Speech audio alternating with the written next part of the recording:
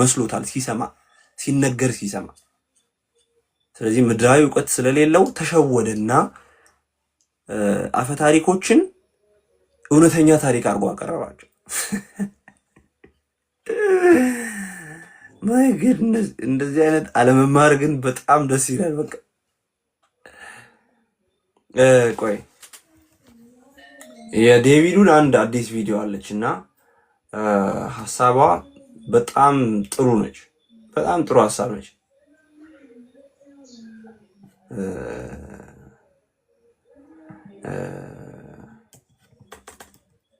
ቆይ ላሳያችሁ።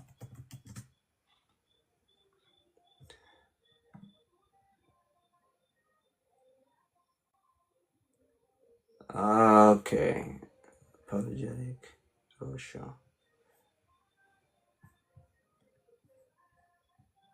እና ሙሐመድ ከታልሙድ ከምናምን የወሰዳቸው በጣም በጣም በጣም በጣም በቃ በጣም አስቂኝ የሆኑ ማለት ነው። ሎክ ይታያችኋል። አሁን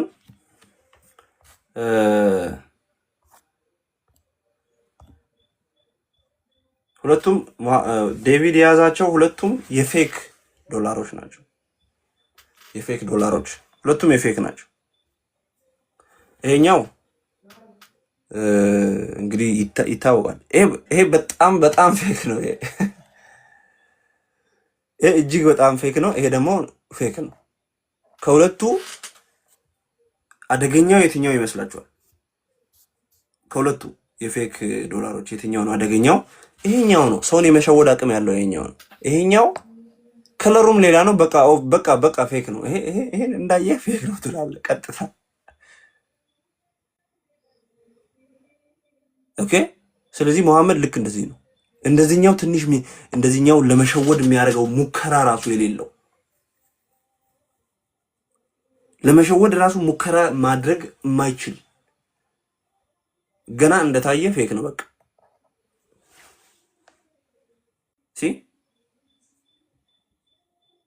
ምክንያቱም እንደዚህ አይነት ዶላር ኖሮ ማያውቅ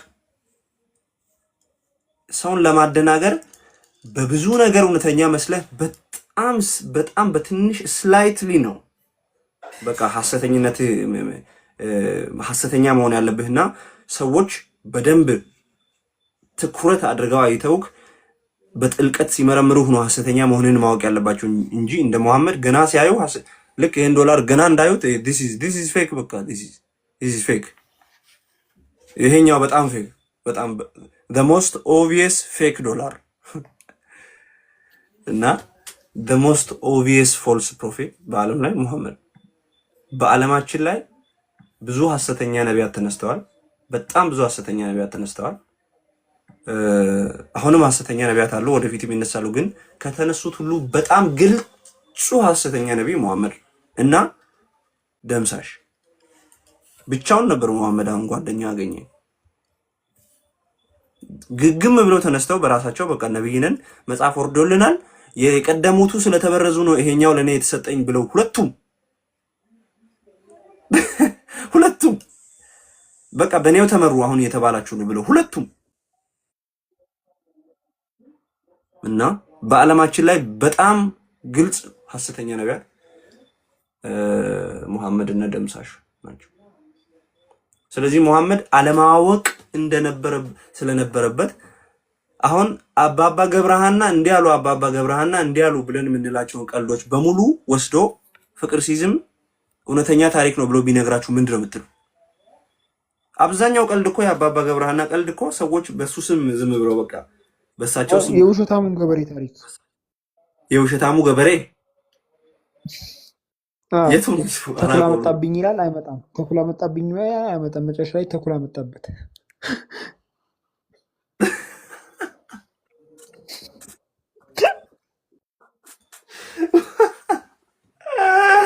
አታቃደ አላቆም ነበር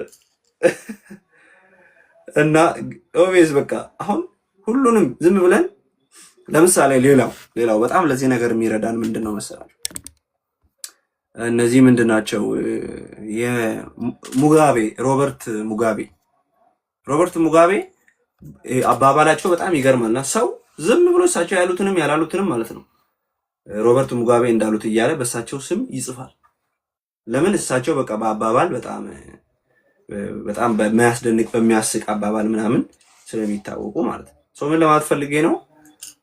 አሁን በጣም የተማረ ሰው መሆን ይጠይቃል። ሮበርት ሙጋቤ ያሉት የቱ ነው?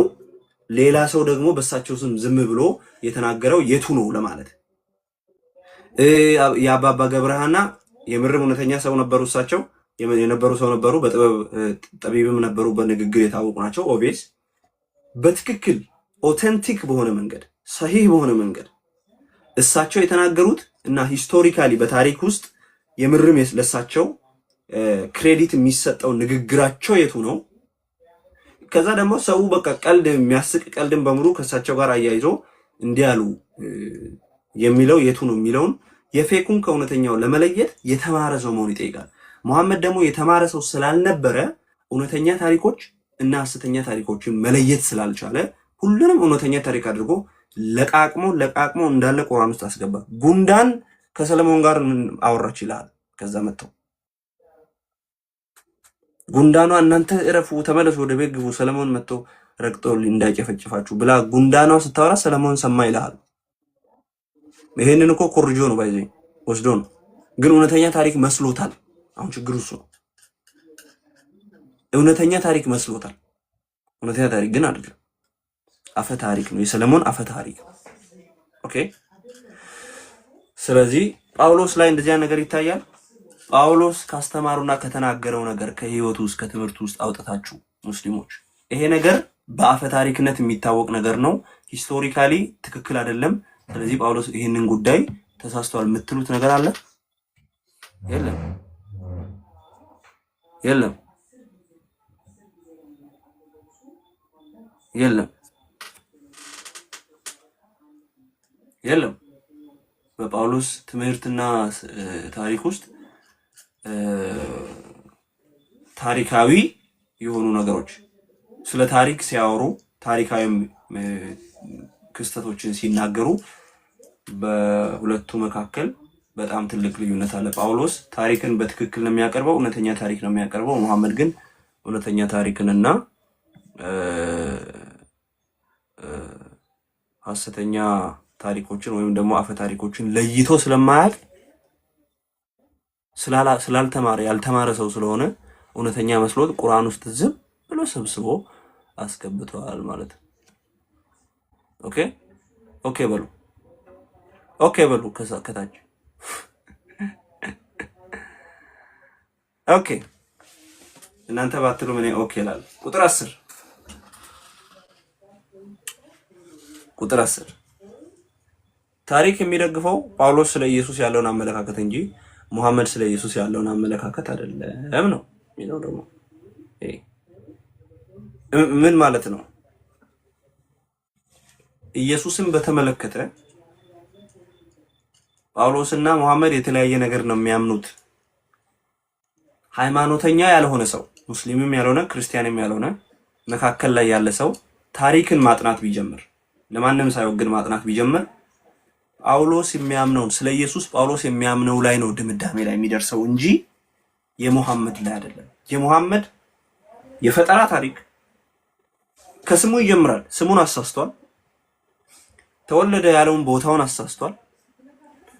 ኖረ፣ አስተማረ፣ አደረገ የሚለውን ታሪኩን ያሳስታል። አጨራረሱን ያሳስታል። በሙሉ ያሳስታል። ኢየሱስን በተመለከተ ከስም አንስቶ ከውልደት ቦታ አንስቶ ዛፍ ስር ተወለደ፣ እንጨት በረሃ ላይ ይልሃል። ከዛ ዘንባባ ነበረ ምናምን ይልሃል እሱ የተወለደበት ቦታ። ከዛ ይቀጥልና ደግሞ ያስተማረውን ትምህርት የኖረውን ነገር በሙሉ ያሳስታል። ያደረገውን ያሳስታል። አጨራረሱን ያሳስታል። ኢየሱስን እኔ የሚገርመኝ ነገር ስለ ኢየሱስ አንድ አረፍተ ነገር እንኳን ትክክል አልተናገረም።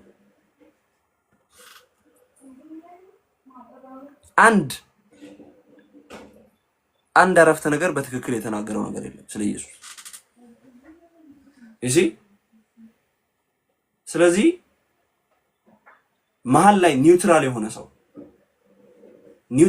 ሰው ክርስቲያንም ያልሆነ ሙስሊምም ያልሆነ ኤቲስት የሆነ ሰው ኦር ደግሞ ሌላ ሃይማኖት ሂንዱይዝም የሚከተል ሰው ወይ ቡዲዝም የሚከተል ሰው ወይ ደግሞ ፍቅር ሲዝም የሚከተል ሰው ሳያሽቃብጥ ለአንደኛው ወገን ሳያሽቃብጥ ኒውትራል ሆኜ እስኪ ታሪክ ወደ መራኝ ቦታ ድምዳሜ ላይ ደርሳለሁ ብሎ ጥናት ቢጀምር ስለ ክርስቶስ መጽሐፍ ቅዱሳዊም የሆነውን ከመጽሐፍ ቅዱስ ውጭ ያሉ የታሪክ ጽሁፎችንም እያመሳከረ ሂስቶሪካል ሪሰርች ቢሰራ ታሪካዊ ጥናት ቢያደርግ የሚደርሰው ድምዳሜ የማን ላይ ነው?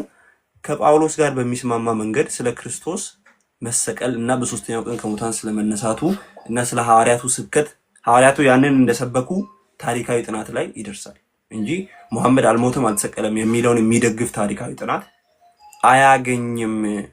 ስለዚህ በዚህም ስንመዝነው ጳውሎስ እጅግ እውነተኛ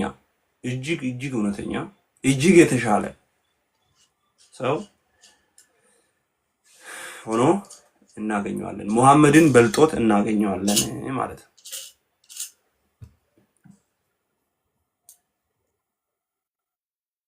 የሙሐመድ አስተምህሮች ይላል ቁጥር 11 ሙሉ በሙሉ በጣዖት አምልኮ ተጽዕኖ ስር ያሉ ሲሆኑ የጳውሎስ ግን አይደለም። ሐሳብ ያላችሁ እዚህ ላይ የመጀመሪያው ሐሳብ ላይ ያላችሁ ሰዎች ካላችሁ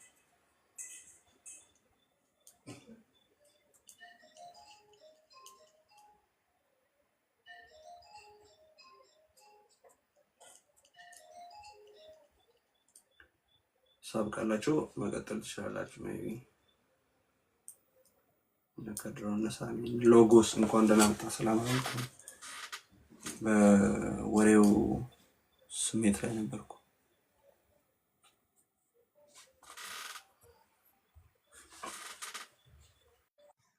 ሻሎም እንዴት ናችሁ? ሁላችሁንም ሰላም ብያለሁ። ስራ ላይ ስለሆንኩ ሁሉ መልካም እግዚአብሔር ይመስገን። ኦኬ እግዚአብሔር ይመስገን።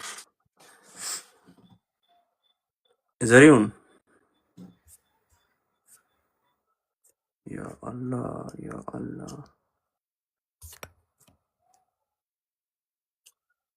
ዘሪሁን በተደጋጋሚ እየላከ ነበር።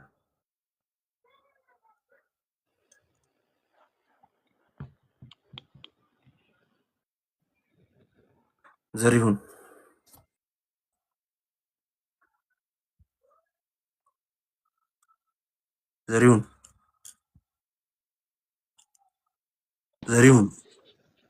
ወይ እንዴት ነህ? ሰላም ነው አለው። ክርስቲያን ነህ ሙስሊም ነህ? ክርስቲያን ነኝ። ኦኬ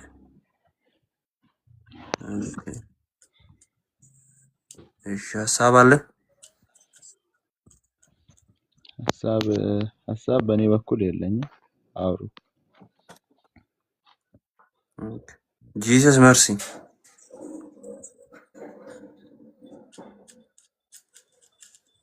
ጂሰስ መርሲ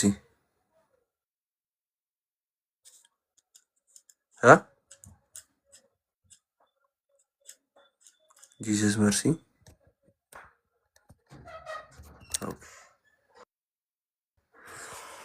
ኦኬ እሺ። ስለዚህ ምንድነው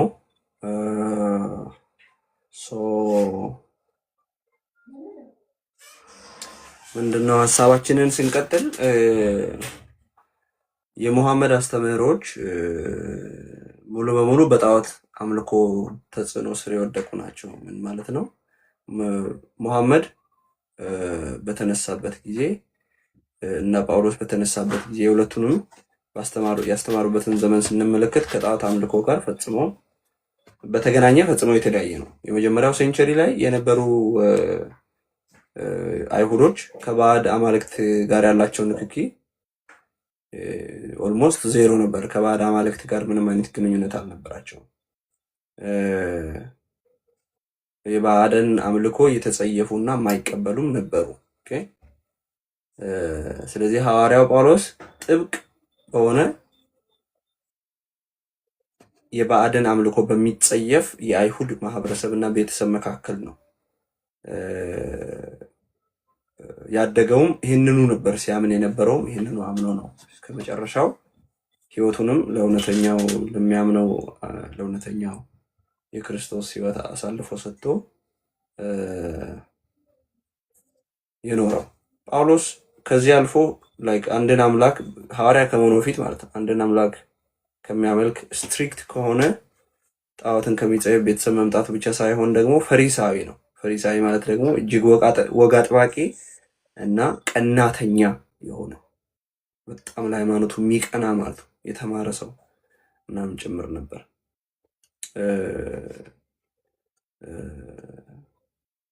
ሙሐመድ ግን በተቃራኒው ከጣዖት አምላኪያን ቤተሰብ የተገኘ በጣዖት አምላኪያን ማህበረሰብ መካከል ያደገ ስቲል በእስልምና ውስጥ ደግሞ ያ የጣዖት አምልኮ ፕራክቲስ አሻራውን ጥሎ ያለፈ ነገር አለው። ከዛ ከጣዖት አምልኮ ውስጥ ተበድሮ ወስዶ በራሱ ሃይማኖት ውስጥ ወይም እስልምና ውስጥ ያስገባቸው በጣም ብዙ ፕራክቲሶች አሉ። ኦኬ ከዛ መካከል ለምሳሌ ሐጅ ማድረግ፣ ወደ መካ መሄድ፣ እዛ ሄዶ በሰፋና መርዋ መካከል መሯሯጥ፣ አሰፋና መርዋ የሚባሉ ተራሮች አሉ። በዛ መካከል መሯሯጥ ምናምን ይሄንን እንደዚህ አድርጉ ብሎ ያስተማረ የቀደመ ነብይ የለም። የቀደሙ ነቢያት መጽሐፍም የለም። ይሄንን ቀጥታ ከየት ነው የወሰደው? እዛ የነበሩ እሱ ከመወለዱ በፊትም የነበሩ ጣዖት አምላኪያን ያንን ነው ያደርጉ ነበር። በቃ እሱም ያንን ወስዶ አስቀጠለ። እስካሁን ሙስሊሞች ያደርጉታል። አለቀ ማለት ነው። ስለዚህ ምንም አይነት ከጣዖት አምልኮ የጠራ ሃይማኖት ሳይሆን እንደውም የጣዖት አምልኮ አምላኪዎች ሃይማኖት ውስጥ ያለውን ነገር ዘመን እኮ ተሻሽሎ ዘመን ዘምኖ ሊቀር የነበረውን ነገር እንዳይቀር አድርጎ እስከዛሬ እንዲቀጥል ያደረገ የጣዖቱ አምልኮ እንዲስፋፋ ምክንያት የሆነ ሰው ነው ሙሐመድ እንጂ የቀደሙ ነቢያት እንደዚህ አይነት ነገር አያውቁም። እና በቀደመው መጽሐፍ ውስጥ አይታወቅም። እንግዲህ እነሱ ሊሉ የሚፈልጉት ቁርአን ላይ ይህንን ቤት የሰራው አብርሃም ነው። አብርሃም አልሰራም። አብርሃም ቢሰራ ኖሮ እነ ይስሐቅ፣ እነ ያዕቆብ፣ እነ ሙሴ፣ ሌሎቹ ከዚያ በኋላ ያሉ ነቢያት በሙሉ ካባ ይገኙ ነበር። ካባ ሲመላለሱ በታሪክ እናገኛቸው ነበር። አልተመላለሱ፣ አያውቁም። አንድ አይሁዳዊ ይዘ ካባ ብትል የሰው ስም ይሁን የላም ስም የድንጋይ ስም ይሁን የእንጨት ስም የሚያውቁት ነገር የለም። ለምን? በእነሱ መጽሐፍም ሆነ ሃይማኖት ውስጥ አንድ ጊዜም የለም። ስለዚህ ዝም ብሎ አብርሃም ነበር የሰራው ብሎ ክሌም ማድረግ የፍቅር ሲዝም ሃይማኖት እኔ አብርሃምን ማነው ሙሐመድን ተገናኝቻለሁ ምላሴን ገርዞታል እንዳለው ነው የሚሆነው። በቃ ምንም አታመጣም ነው ካለ ማስረጃ የለው ምን የለው ዝም ብሎ በድርቅና በቃ ነው እኮ ከማለት ውጪ ማለት ነው። ስለዚህ የጣዖት አምልኮ ተጽዕኖ እስልምና ውስጥ እስከዛሬ ድረስ ገብቷል ለማለት ያህል። ጀስት መርሲ ማነው ጂሰስ መርሲ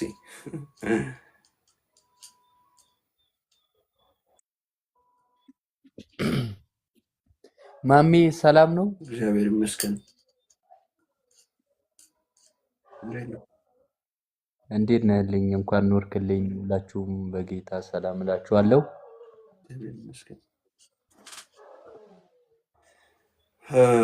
ሀሳብ ካላችሁ ውስጥ ያላችሁ ማሚ ትንሽ እስቲ ድምጼ ይሰማል? ማሚ ይሰማል? እኔ ጋር በደንብ አዎ፣ እንዳልከው ነው ማሚ። የጌታ ስም ይባረክ። እውነት ለመናገር ጳውሎስን እንደው ቨርሰስ ሙሐመድ ብሎ ማለት ራሱ እንደው ለአእምሮ ራሱ ይከብዳል። ያው ወገኖቻችን ገብቶ እዚህ ላይ እንደው ቢሳተፉ በሚል እሳቤ ይመስለኛል ይሄን ያደረግከው ማሚዬ። ለምንድን ነው ይሄን የምለው? ሙሐመድ እንግዲህ ራእይ ከመቀበሉ በፊት ጣዖት አምላኪ እንደሆነ የራሳቸው ሐዲሳት ይናገራሉ። ለምሳሌ ሳሂህ አልቡኻሪ 5099 ላይ ቁጥር ማለት ነው ቁጥር 3826 ላይም ለጣዖት ይሰዋ እንደነበረና ጣዖትን ያመልክ እንደነበረ ያው ቁርአን እንትን ሐዲሳቸው ይናገራል ማለት ነው።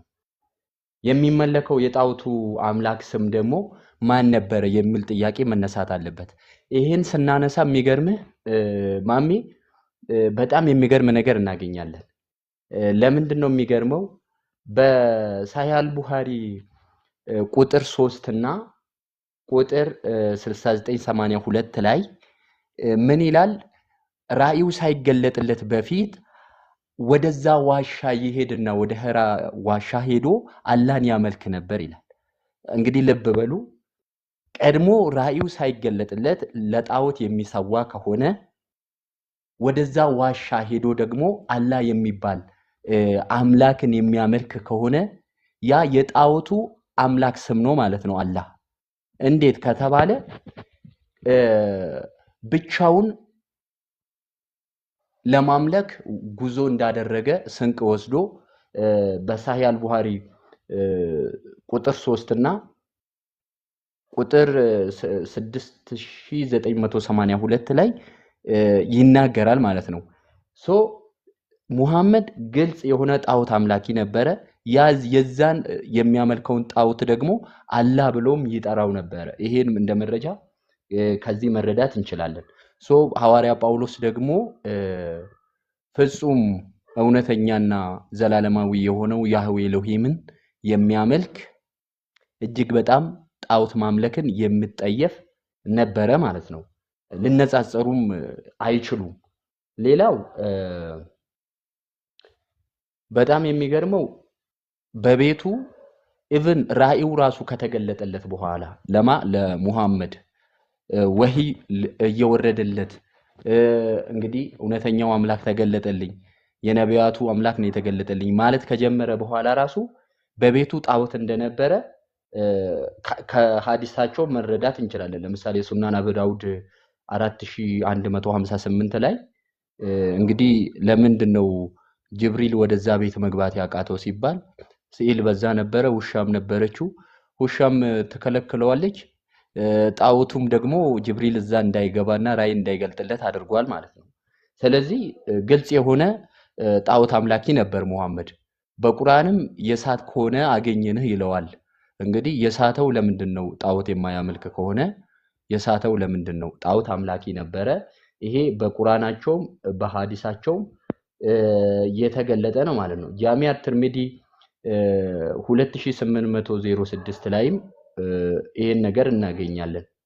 ሪያድ አሳሊሂን 1686 ላይም ጣዖት በቤቱ እንደነበረ እና ጅብሪል ራሱ ከዛ የተነሳ ራይ ይዞለት መምጣት እንዳቃተው ወደ ውስጥ መግባት ስለፈራ ራዩ እንዳልተገለጠለት ሙሐመድ እንደተበሳጨ ከነኚህ ሐዲሳቶች መረዳት እንችላለን።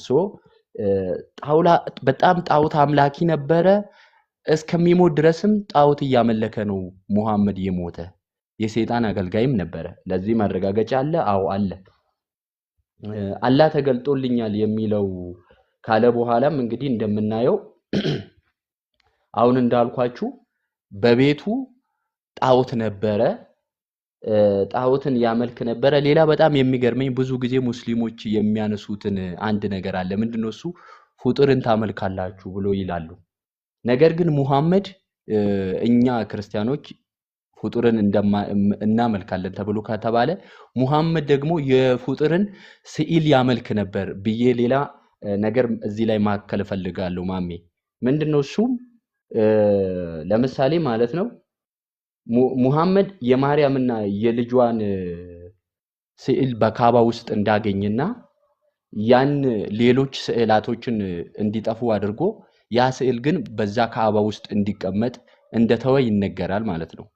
ይሄም እንግዲህ ልብ ብለን ስንመለከት ሙሐመድ ካባ እየዞረ ይስመው ነበረ፣ ይሰግድ ነበር። ያ ማርያም ልጇን ታቅፋ የነበረችው ያ ስዕል ቤት ነበረ፣ በዛ ካባ ውስጥ ነበር። ወደዛ ካባ ሲሰግድ ለዛ ስዕል እየሰገደ እያመለከ ነበረ ማለት ነው ሙሐመድ። አይ ይሄን አላደረገም ከተባለ ለምን እንዳያጠፉት ከለከለ የሚል ጥያቄ ይነሳል።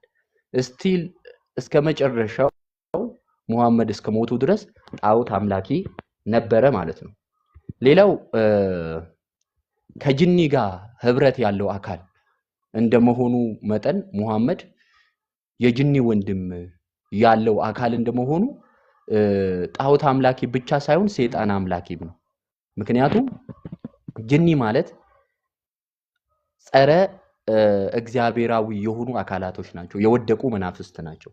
ለምሳሌ ጃሚ አትርሚዲ ቡክ 1 ሐዲስ ነምበር 18 ስንመለከት ጅኒዎች የሙስሊሞች ወንድሞች ናቸው። ሙሐመድ ደግሞ ሙስሊም ነው፣ የጅኒ ወንድም አለው፣ እህት አለው። በቀደሙ ነቢያቶች መንገድ ነው የመጣሁት ይላል ሙሐመድ። ግን አንድም ነብይ ከጅኒ ጋር ህብረት የነበረው እንዲሁ ደግሞ ጅኒዎች እውነተኛውን አምላክ የሚገዙና የሚያመልኩ አልነበሩም። ይሄ ራሱ ግልጽ አጋንንትና ሰይጣንን የሚያመልክ አምላክ እንደሆነ የሚያሳይ ነው። እነኚህን ጥያቄዎች ግን ሐዋርያ ጳውሎስ ላይ ማንሳት ይቻላል ወይ ወይም ደግሞ እንችላለን ወይ ብለን ብንጠይቅ ፈጽሞ አንችልም። ፈጽሞ የሙሐመድን ስነ ምግባሮችን ብንመለከት ሙሐመድ ለምሳሌ ቁርአን ውስጥ አንድ የትኛውም ሴት ለሱ ሚስት መሆን ከፈለገች የሱ ሚስት መሆን ትችላለች። ሶሪ ዲስተርብ የሚያደርግ ድምጽ አለ፣ ሚውት ላድርገው ወይስ እያልኩኝ ነው? እና ይሄ ራሱ አመንዝራነቱ ምን ያህል አጋንንታዊ እንደሆነ የሚያመለክት ነው። እና ጳውሎስ ከእንደዚህ አይነት ነገር ሁሉ የነጻ ነው፣ የራቀ ነው። እናንተ ቀጥሉ እንግዲህ፣ ጌታ ይባርካችሁ።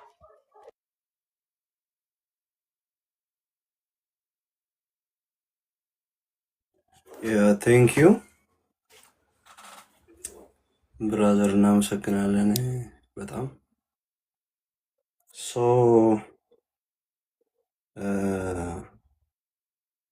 በጣም ቴንክ ዩ። ጥሩ ነገሮችን አንስተሃል።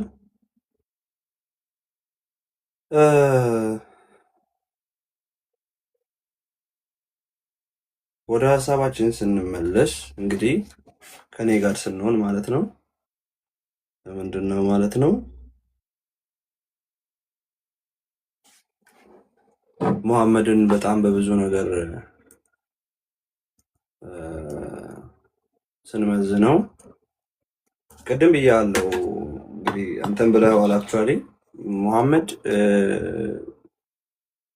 ከጳውሎስ ጋር ቀርቶ ከኔ ጋር እንኳን መወዳደር የማይችል አንድ ሰው እኔን ከሙሐመድ ጋር ቢያወዳድርና ስለኔ ከሱ ጋር እያነጻጸረ ቢያወራ በጣም ነው የምጣላው ነኝ። ለምን? እኔ በጣም ከሱ የተሻለ ስብዕና ያለኝ በጣም የተሻልኩ ሰው ነኝ። እኔ ከሱ እንኳን ሐዋርያው ቅዱስ ጳውሎስ ቀርቶ እኔ እንደ ክርስቲያን አንድ ዝም ብሎ ምእመን ነኝ፣ የተሻለ ስብዕና ያለኝ ነኝ። እኔ ፈጣሪ ለእኔ ነግሮኛል እያልኩ 9 ዓመት ልጅ ወሲብ ለማድረግ የሚሄድ ሰው አይደለሁም። ለምን ሰዎች የኔን ሃይማኖት አልተከተሉም ብዬ የምጠላቸውና ለመግደል የምፈልግ ሰው አይደለሁም። ከዛ ደግሞ ባለትዳር ሴት ሄጄ አይቼ ወይኔ በቃ ወደድኳት እኮ ምናምን ብዬ ከዛን ለማግባት የምመኝ ሰው አይደለሁም። ከዛ በኋላ ለማገባ ሰው አይደለሁም። ሊያውም የልጄን ለዛው እንደዚህ የማደርግ ሰው አይደለሁም። እኔ ሰዎች ድሃም የሆኑ ሀብታም የፈለጉትን አካል ጉዳተኛ የሚሆኑ ምንም መተው ሲያናግሩኝ ከነሱ ጋር በትክክል ማውራ ሰው ነኝ። ጓደኛዬ አይነ ስውር ስለሆነ በትላልቅ ሰዎች ፊት በጣም በተከበሩ ሰዎች ፊት መተው ሲያናግረኝ ፊት አልነሳውም። እኔ ጓደኛዬ ሙሐመድ ግን እንደዛ ያደርግ ነበር። ሰዎች ከዚህ ጋር ሳወራ ካዩኝ ሰዎች የሙሐመድ ተከታዮች ድሆች ናቸው እና አይነ ስውራን ናቸው ስለዚህ ብለው ይንቁኛል ብሎ ያገለለ ሰው ነው ሙሐመድ። ነውረኛ ሰው ነው ሙሐመድ በዓለም ላይ በቃ ገንዘብ ለማግኘት እና በብዙ ትላልቅ ሰዎች ተቀባይነት ለማግኘት ብሎ የማያደርገው ነውር የሌለው ሰው ነው። ዓለም ላይ ያለ ነውር ሁሉ የሚያደርግ ሰው ነው። ኦኬ እና በጣም በጣም ነውረኛ ሰው ነው መሐመድ። እኔ እንኳን እንደዚህ አላደርግም። ስለዚህ በስነ ምግባር ከሄድን ሐዋርያ ጳውሎስ ጋር መድረስ አይጠበቅብንም። ባይዞ እኛ ክርስቲያኖች እንበልጠዋለን። እኛ ክርስቲያኖች ብቻ አይደለን፣ ባይዞ አብዛኛው ሙስሊም ይበልጠዋል በስነ ምግባር መሐመድን። ባይዞ አብዛኛው ሙስሊም ቫዮለንት አይደለም፣ ተነግሮት ተምሮ ነው ቫዮለንት የሚሆነው። በጣም ፍቅር የሚወዱ በጣም ከሰው ጋር ተግባብተው የሚኖሩ በቃ ኖርማል እንደማንኛችንም ሰዎች ናቸው። ስለማያውቁ ነው በጣም ጨዋ ሆነው እየኖሩ ያሉት። አሁን ግን ያንን ጨዋ ማህበረሰብ ኤክስትሪሚስት ለማድረግ ወይም ደግሞ በጣም ኃይለኞች እንዲሆኑ ውሃቢዎች እየሰሩ ነው እና በዚህ መሀል እንግዲህ የገዛ ሙስሊሞች ራሳቸው ወንድሞቻቸው እየተጎዱ እያየን ነው በሚዲያው ላይ። በአህባሽና በዋሃቢ መካከል በሚፈጠረው ጦርነትና ድብድብ የብዙ ሙስሊሞች ደም እየፈሰሰ ነው እና ምንድን ነው አብዛኛው ሙስሊም ራሱ እንኳን ክርስቲያን አብዛኛው ሙስሊም ራሱ ሊበልጠው ይችላል መሐመድን በስነ ምግባር ስለማያውቅ ጀስት ስግደቱን ይሰግዳል፣ የሃይማኖቱን ላይፉን ይኖራል። በደንብ የሚያውቀው ነገር የለም። በቃ ዊርድ እንደሆነ እንደዚህ ማያውቅ በጣም ብዙ ነው። በጣም እንደዚህ አስከፊ መሆኑን ማያውቅ ብዙ ነው። ስለዚህ ግን ያው እነሱን ለማስተማር ያህል በሚል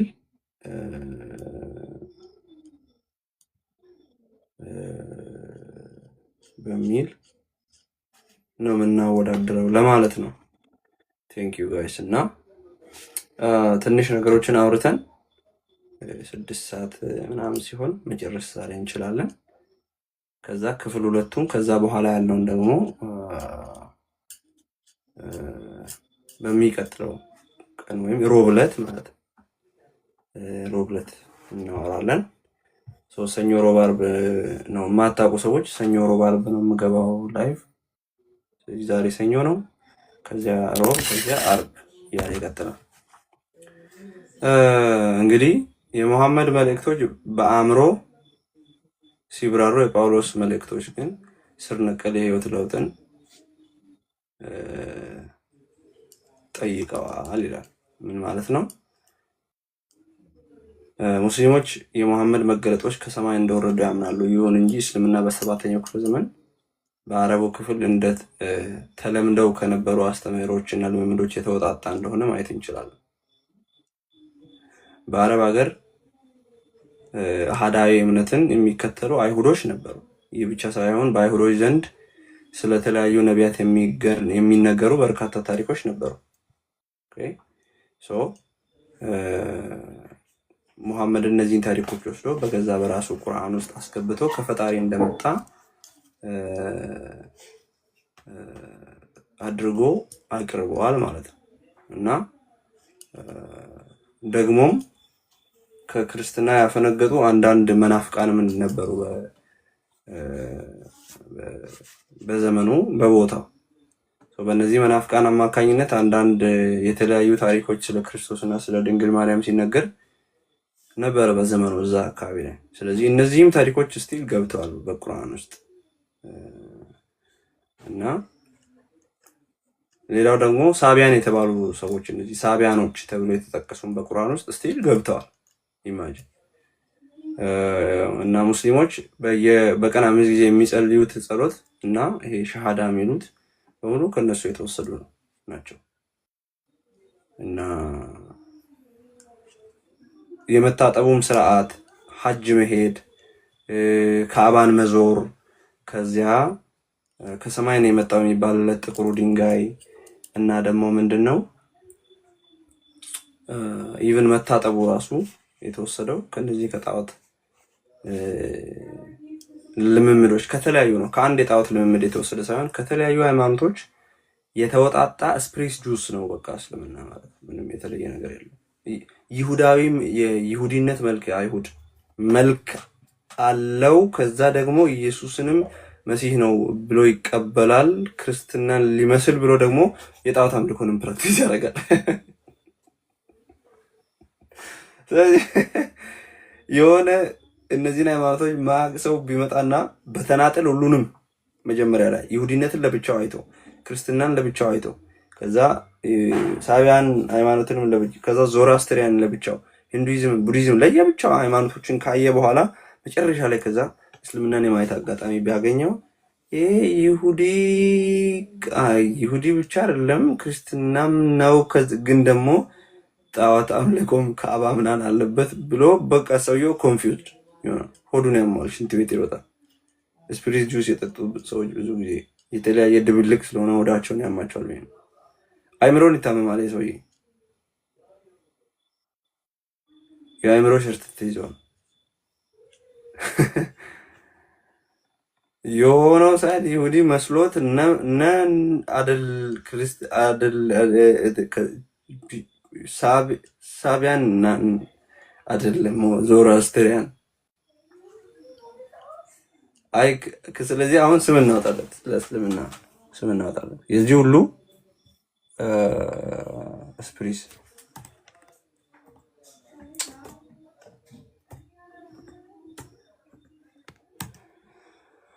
ኦኬ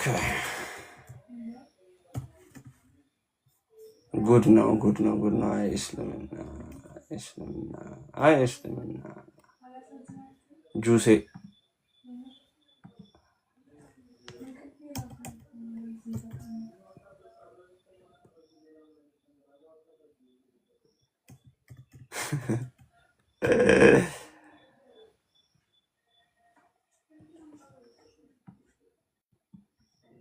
ይሄ አሁን አዲሱ የእስልምና ስም ነው።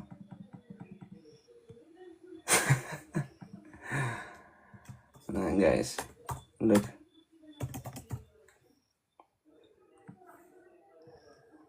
ይታያቸዋል። አይክር ሳቢያስትሪያን ኩሎናል ኢስላም አይክር ሳቢያስትሪያን አይሁድ ነው። ክር ክርስትና አይክር ከዛ ሳቢያን አለበት። የሳቢያን ሃይማኖትም አለ ውስጡ ላይ። ይሄ ደግሞ ዞሮአስትሪያኒዝምም አለበት ውስጡ። ያውዙ ብኛ ቢሸይጣን ተመልከት። ስለዚህ አሁን አይሁዳዊ መልክ አለው፣ በድንጋይ ውገር ምናምን ይላል ዝሙተኛን። ይሄ አይሁዳውያንን በቃ ለማስደሰት ከነሱ የወሰደው ነገር ነው። ከዛ ደግሞ አይሁዳውያን ደግሞ በመሲሁ አያምኑ። ከዛ በመሲሁ ደግሞ እናምናለን አለ። መሲህ ነው አለ። ከዛ ክርስትና ነው እንዴ ስትሉት ደግሞ የሳቢያን ሃይማኖት ፕራክቲስን ደግሞ ይቀበላል። የሳቢያኖቹን ካባን ይዞራል፣ በቀን 5 ጊዜ ይታጠባል፣ ታጥቦ ይጸልያል ምናምን። ይሄ በሙሉ የሳቢያኖች ኦኬ ሳቢያን። ከዛ ከዞሮአስትሪያን ደግሞ የረመዳን ጾም ምናምን ደግሞ ወሰደ በዘመኑ ከነበሩት። ስለዚህ አይክር ሳቢያስትሪያን ማለት ኢስላም ማለት በሌላ አባባል አይክር ሳቢያስትሪያን ለሌላ ጊዜ ያዙት። ስፒሪት ጁስ ነው። ከ1 2 3 ከ4 አይነት ሃይማኖት የተሰራ። ይህንን ከስር እንበል። ከምን ከማንጎ ማንጎ ለማለት ማንጎ እንበል። ከዛ ሲደመር አቮካዶ ሲደመር ፓፓያ ሲደመር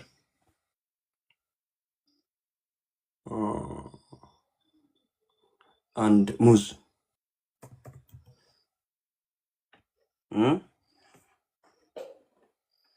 ኦኬ። ስለዚህ አሁን ከዚህ ውስጥ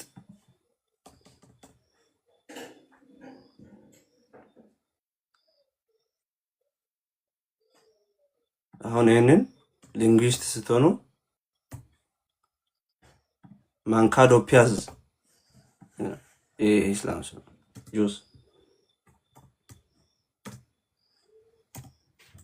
ስፕሪስ ጁስ Where are you, Chris? See? Mancado Piaz. Man mango no. Where are you? Man mango.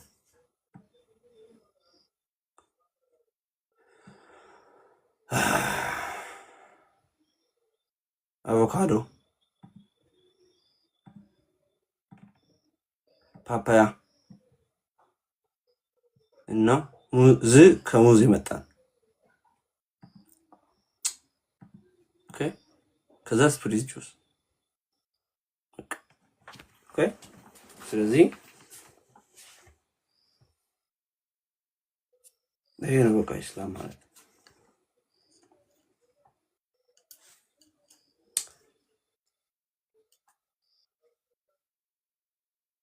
እና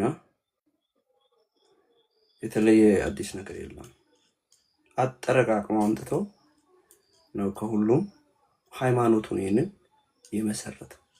ከዛ በጣም አደገኛ እንደሆነ ያስባል ራሱን። ኤኒዌይስ ይሄን ይመስላል።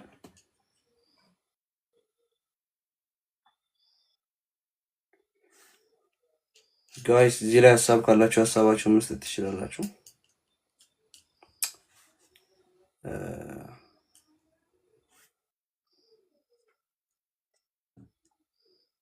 ከዚያ ካልሆነ መጨረስ እንችላለን። ለዛሬ በቃል ጥሩ ነው።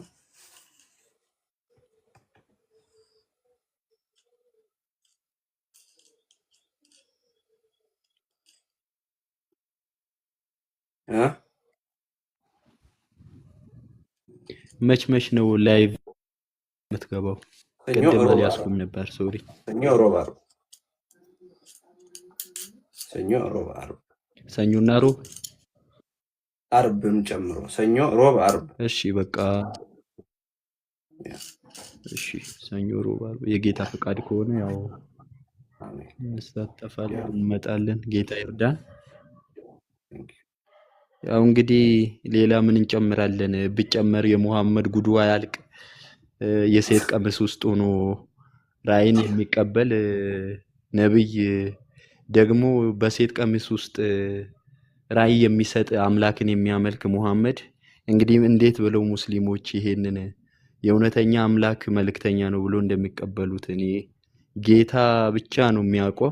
ሌላ ደግሞ በጣም የሚገርመኝ ይሄን እንግዲህ ሳሂህ አልቡኻሪ 2581 ላይ ያገኛሉ ሙስሊሞች። ያለ መረጃ ነው የሚያወሩት እንዳይሉ ማለት ነው። ሌላ ሙሐመድ እኮ የዓለም ነብይ ነው ይላሉ። ግን የሚገርመኝ በጣም ሙሐመድ ደግሞ ደጋግሞ በሐዲሱ በቁርአኑ ሲኦል ይግባ ገነት ይግባ የማያውቅ አካል ግን ወደ 2 ቢሊየን ህዝብን ራሱን ያስከተለ ወደ ገደል ይዟቸው የሚሄድ አካል።